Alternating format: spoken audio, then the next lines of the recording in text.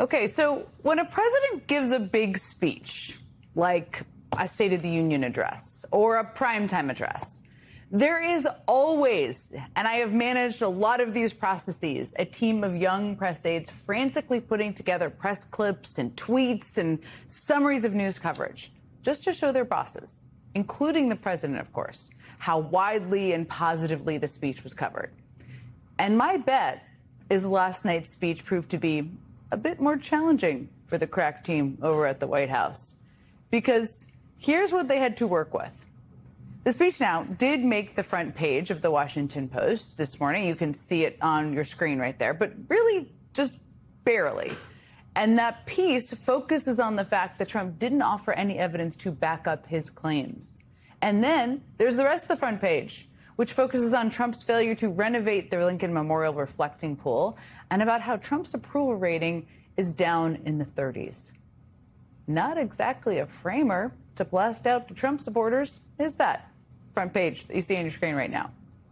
The LA Times jammed a mention of Trump's speech to the bottom right corner of the front page, just saying you could go to the paper's website if you wanted more info. Hey, everyone, we didn't feel like using ink here in our newspaper, but if you feel like it, you could go hunt around the website and you might find something on there. And the front page of today's New York Times didn't mention Trump's speech at all.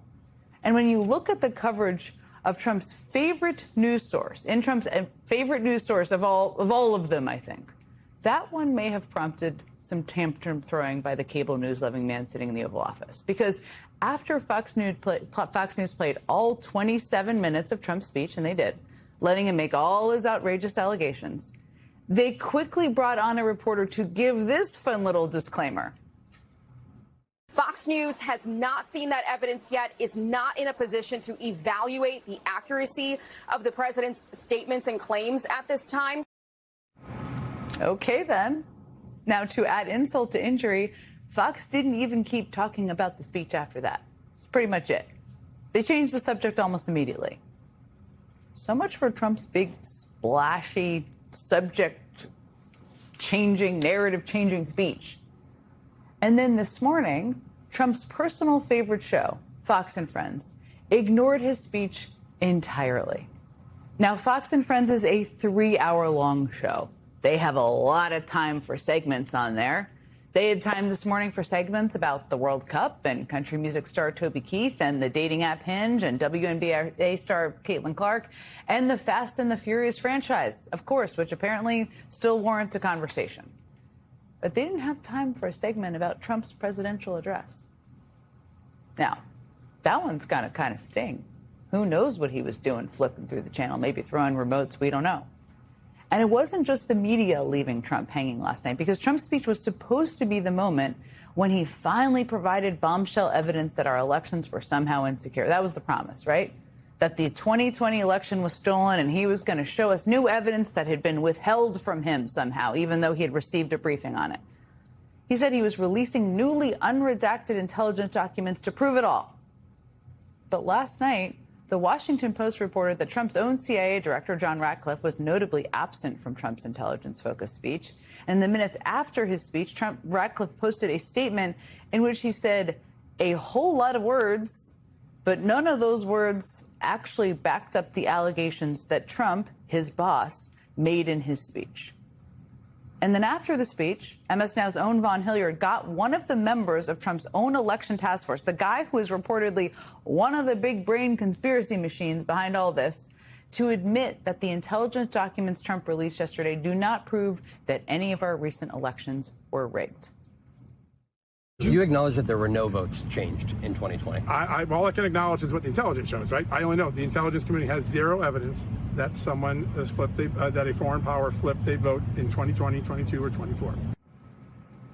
That's pretty clear. There we go. That's what we've all been saying for a long time. Now, the man that Vaughn was questioning there was the once conservative journalist, if you could call him that, turned conspiracy theorist John Solomon. He is maybe best known for his work trying to downplay the importance of Trump's ties to Russia, but he is now a short-term employee at the White House as part of Trump's election task force. And as MS Now reported earlier this week, he was one of the main people in charge of declassifying intelligence, because obviously he's qualified to do that, to attempt to prove Trump's allegations about elections. He is supposed to be one of the top people in charge of that. But watch how he literally ran away from Vaughn as Vaughn tried to get him to answer questions last night.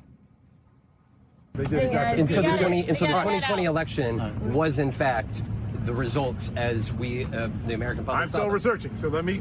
This is the first. But there's no intelligence. Not yet. He's got to go. There is no intelligence that the election would have said that Donald Trump was the president. president said that tonight. He's still researching, whatever that means. Now, Trump wanted last night to be his bombshell moment. That's what he wanted it to be. He wanted all the pomp and circumstance and drama of a speech in primetime and document dump that surrounded it as part of the rollout to reignite conspiracy theories about the 2020 election and justify his plans to question the validity of upcoming elections. That's what that whole thing was all about.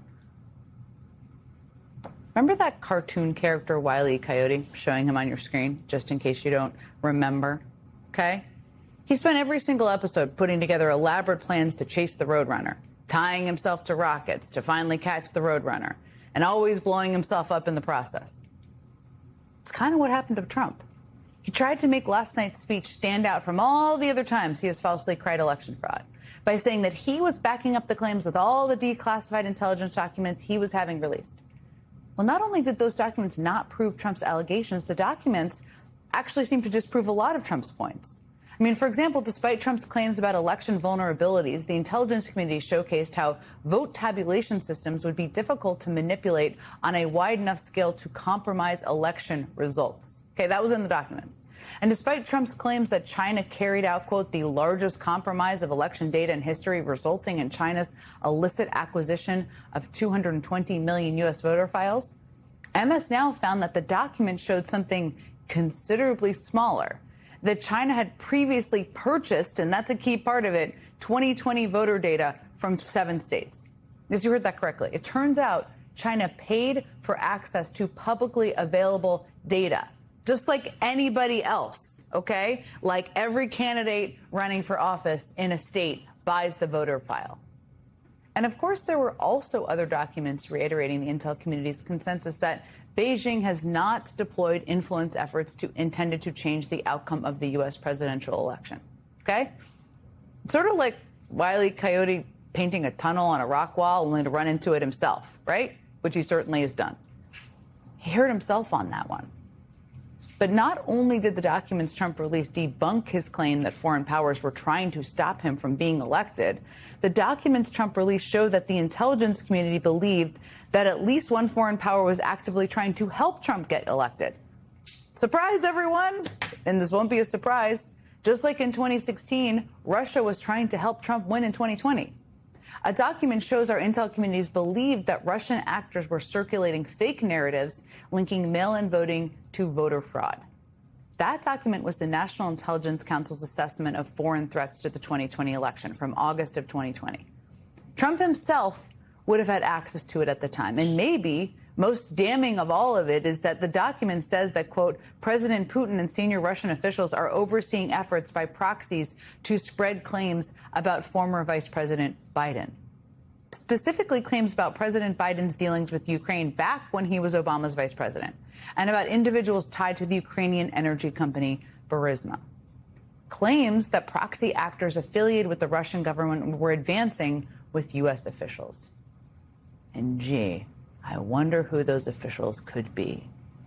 Now, if you remember, that allegation was the basis of Trump's first impeachment. Trump pressured Ukrainian President Zelensky to announce an investigation into Joe Biden and his son Hunter and the Ukrainian energy company Burisma, while holding up nearly $400 million of military assistance to Ukraine. In other words, Trump certainly seems to fit the description of a U.S. official advancing that false narrative with Russian government proxies. And the documents he himself released show that he should have known Russia was behind that narrative, but he kept pushing it anyway. As much as Trump's speech all blew up in his face last night, as funny as it is to watch him trip into all the traps he set up himself, I think it's important to be clear-eyed about how, even though Trump is a buffoon, he is still trying to assault our democracy. And that is still very dangerous. And I don't just mean dangerous in the sense that he could destroy our democratic republic on top of that. There's also the danger that Trump spreading lies like this puts our nation's election officials in danger. I mean, that's part of it, puts them in danger. And when Trump falsely claims our elections are riddled with fraud, he isn't just lying about the abstract concept of elections generally. He's lying about a system made up of people, a system made up of Americans who volunteer their free time and of public officials who have devoted their entire careers to ensuring we have safe and secure elections. Today, Trump's Homeland Security Secretary Mark Wayne Mullen threatened state and local election officials with prison time if they don't comply with Trump's demands. Now, that is a disgusting threat on its face, but all of this together is Trump and his administration telegraphing to his base that election workers are up to something nefarious, that they are criminals. Again, these are local officials. These are these are your friends and your neighbors. And Trump is riling up his base against them. And unfortunately, we have been here before. Before the violence around the 2020 election reached its peak on January 6th, Trump had turned his base's conspiracy-fueled hatred toward our nation's election workers. He told his base that the election was being stolen from them. He lied, and he made real people suffer because of it. And you might remember that at the time, Georgia election official Gabriel Sterling, a Republican, quite literally begged Trump to stop. My boss, Secretary Raffensperger, his address is out there. They have people doing caravans running their house. They've had people come onto their property. Trisha, his wife of 40 years, is getting sexualized threats through her cell phone.